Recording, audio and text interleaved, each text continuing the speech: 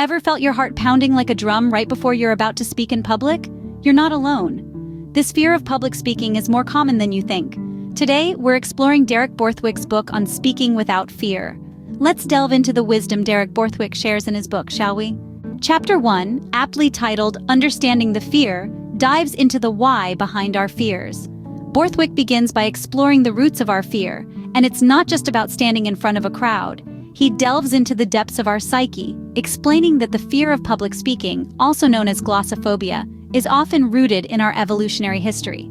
We, as social creatures, fear rejection and isolation from our group, and this fear can manifest itself in our responses to public speaking situations. Borthwick also brings to light the physiological reasons behind our fear. He explains how our body's response to stressful situations is to go into fight or flight mode.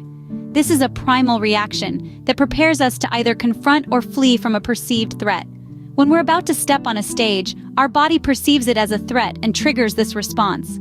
We experience symptoms like a racing heart, sweaty palms, and a dry mouth, all of which can make speaking in public a daunting task. But fear, as Borthwick points out, isn't always a bad thing. It can act as a catalyst, spurring us to prepare thoroughly and perform at our best. Understanding this can help us reframe the way we perceive fear, viewing it not as an adversary to be defeated, but as a companion to be embraced. Borthwick also introduces the concept of cognitive restructuring, a psychological technique that involves identifying and challenging irrational fears. By recognizing that our fear of public speaking is often based on irrational thoughts, we can start to reshape our thinking and develop a more positive relationship with public speaking. In essence, Borthwick is telling us that fear is not something we need to eliminate, but something we need to understand and harness for our benefit. It's about changing our perspective and realizing that fear can actually fuel our performance if we let it. The first step towards conquering fear is understanding it, and Borthwick lays a solid foundation here. With the fear dissected, Borthwick moves on to the practical side of things in Chapter 2, preparing your speech. Now, the journey of public speaking really begins.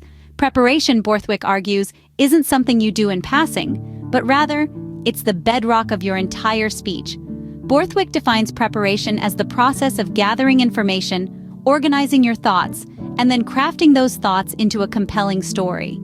It's a meticulous process, one that requires time and patience. But don't worry, this isn't a solo journey. Borthwick provides clear, actionable steps to guide you through this process. First and foremost, he emphasizes the importance of understanding your audience. The most effective speeches, he asserts, are those that resonate with the listeners. You need to understand their interests, their concerns, and their perspectives. It's not about impressing them with your knowledge, but rather about connecting with them on a deeper level. Once you've grasped the pulse of your audience, it's time to start drafting your speech. Borthwick suggests starting with a broad outline and then gradually filling in the details. He also provides useful tips on how to structure your speech for maximum impact. For instance, he advises starting with a strong opening to grab the audience's attention and ending with a powerful conclusion to leave a lasting impression. But preparation doesn't end with writing. Rehearsing is where the magic happens, Borthwick says. It's through rehearsing that you familiarize yourself with the flow of your speech, iron out any rough spots, and build confidence. Borthwick suggests rehearsing in front of a mirror, recording yourself, or even practicing in front of a supportive audience. He also highlights the importance of being flexible and adaptable. No speech, no matter how well prepared, will go exactly as planned. There will be unexpected interruptions, forgotten lines, and perhaps even technical glitches. But that's okay. What matters is how you navigate through these challenges. Preparation, as Borthwick emphasizes, is the key to confidence. So take your time, immerse yourself in the process, and remember, the journey of preparing a speech is just as rewarding as delivering it. Now comes the moment of truth, delivering your speech. Derek Borthwick believes that delivering a speech is like performing a dance. It's not just about the words you say, but also about how you say them and how you carry yourself on the stage. The first strategy he suggests is to master your body language. Your body language should be in sync with your words. Stand tall, make eye contact, use your hands to emphasize points, and most importantly, don't forget to smile. These nonverbal cues can significantly impact the way your audience perceives your message. The second strategy is voice modulation. Borthwick insists that your voice is a powerful tool that can be used to keep your audience engaged. Use a variety of tones and pitches to show enthusiasm, concern, or any other emotion that your topic demands. Don't be monotonous. Vary your speech rate and volume to highlight important points and keep your audience interested. One more critical strategy that Borthwick shares is handling mistakes. Let's face it, no one is perfect, and mistakes are bound to happen. Maybe you forget a line, or perhaps you stumble on the stage. It's okay. What matters is how you handle these blunders. Borthwick suggests that you should not panic or apologize profusely. Instead, take a moment, gather your thoughts, and move on. You could even make a joke out of it. The audience will appreciate your ability to handle the situation with grace and humor. Borthwick's strategies are not just about delivering a speech, but they are about delivering it effectively. They are about capturing your audience's attention, keeping them engaged, and leaving a lasting impression. So when you step on that stage, remember to use your body language effectively, modulate your voice to keep things interesting, and handle any mistakes with grace and humor. Remember, even the best speakers make mistakes. It's all about how you handle them. Chapter 4, Handling Q&A Sessions, deals with one of the most unpredictable parts of public speaking. This part of the presentation can be a tough nut to crack, but with Borthwick's advice, we'll be cracking it like a pro. Firstly, Borthwick encourages us to embrace the unpredictability of Q&A sessions. They are a golden opportunity to demonstrate your knowledge and understanding of your topic. But how do you handle those curveball questions that come flying out of left field? Well, Borthwick suggests a few techniques. One of them is the pause, paraphrase, answer approach. When a question is posed, pause for a moment to gather your thoughts. Then paraphrase the question to ensure you've understood it correctly. This also buys you a little extra time to construct your response. Finally, provide a concise, focused answer. This approach helps you maintain control of the conversation and keeps you from being caught off guard. Borthwick also offers advice on handling difficult audience members. You know the type: the constant interrupters, the off-topic questioners, the confrontational arguers. Borthwick's advice: stay cool, calm, and collected. Remember, you're the one at the helm. For the constant interrupters, politely but firmly remind them to hold their questions until the end. For the off-topic questioners, gently steer them back to the topic at hand. And for the confrontational arguers, acknowledge their perspective, but don't engage in a debate. Above all, Borthwick emphasizes the importance of maintaining an open, receptive demeanor. Your audience should feel that their questions and comments are valued, even if they present a challenge. One last piece of advice from Borthwick: always end your Q&A session on a positive note. Thank the audience for their questions and engagement. This leaves a lasting impression and wraps up the session on a high note. And there you have it. With Borthwick's guidance, you can turn the unpredictable into the unforgettable. As Borthwick suggests, a well-handled Q&A can elevate your presentation to the next level. In the final chapter, Overcoming Fear, Borthwick brings us back to where we started. This is where the rubber meets the road, where we face our fears head-on, armed with the strategies and techniques we've learned. Borthwick emphasizes the importance of visualization. Picture yourself standing on stage, delivering your speech flawlessly, captivating your audience, and ending with a standing ovation. This mental rehearsal is not just fantasy. It's a powerful tool that helps our brain to form neural pathways, paving the road to success. Next, we delve into the world of positive affirmations.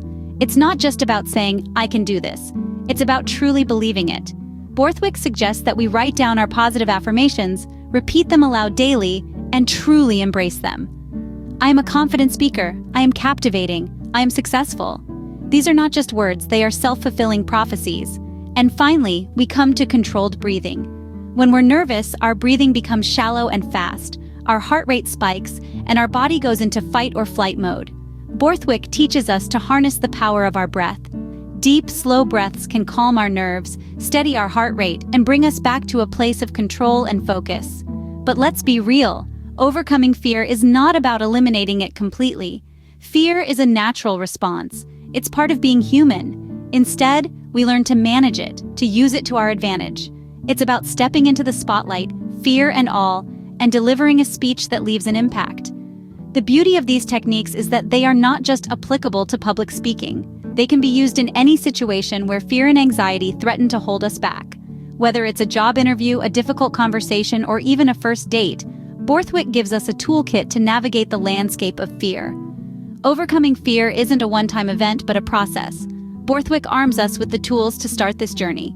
So let's take that first step together, shall we? Now that we've taken a tour of Borthwick's insights on public speaking, it's time to sum it all up. We started our journey by understanding the fear. We learned that it's natural to feel anxious when speaking publicly. This fear stems from our instinctual drive to avoid risk and exposure. However, Borthwick reminds us that this fear can be managed and even utilized to enhance our performance. Next, we delved into the art of preparing your speech. The key takeaways were to know your audience, structure your speech with a clear beginning, middle, and end, and to practice, practice, practice.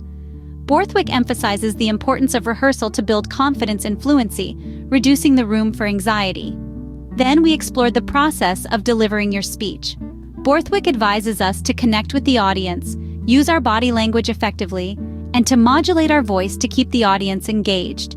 He also reminds us to breathe, to pause, and to pace ourselves. These techniques help to control our nerves, allowing us to deliver a more impactful speech. Chapter 4 took us through handling Q&A sessions, an often overlooked but crucial aspect of public speaking. Borthwick's advice is to listen carefully, think before responding, and to admit when we don't know the answer. Being honest and respectful to the audience builds trust and credibility. Finally, we dove into the most important chapter, overcoming fear. Borthwick encourages us to face our fear head-on, to expose ourselves to public speaking situations, and to learn from each experience.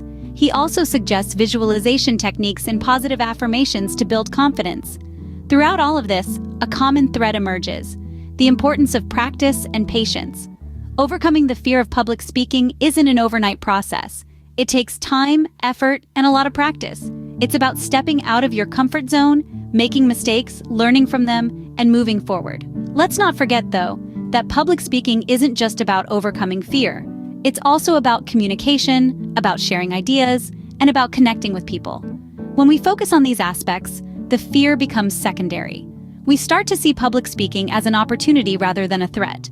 So, as we wrap up this summary of Derek Borthwick's book on public speaking, let's take a moment to appreciate the journey we've embarked on. We've learned, we've grown, and we're better equipped to handle public speaking situations. Remember, as Borthwick says, the only way to get better at public speaking is to speak in public. So, start speaking, start practicing, and start overcoming your fear.